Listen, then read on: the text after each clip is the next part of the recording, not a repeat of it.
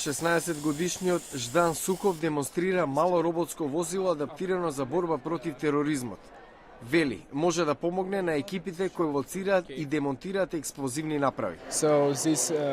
Може да појде под автомобил и да открие подметнат експлозив или мина.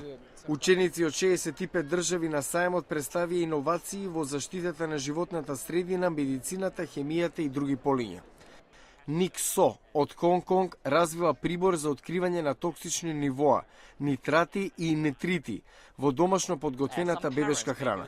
Джесика Ричери од Калифорнија, автомобил што самиот управува и избегнува препреки. А 15-годишната Мерием Тузи направа за штедење на водата, инспирирана од мајка ѝ, која постојано ја оставала чешмата отворена. Нејзината врсничка Франсела Рохас од Коста-Рика ја создала оваа направа што ги претвара сончевите зраци во електрична енергија, користејќи огледала, топлина и притисок. Кој вели дека учењето е здодевно? Овие млади велат дека науката е толку возбудлива што не ни помислуваат на кариера во друго поле.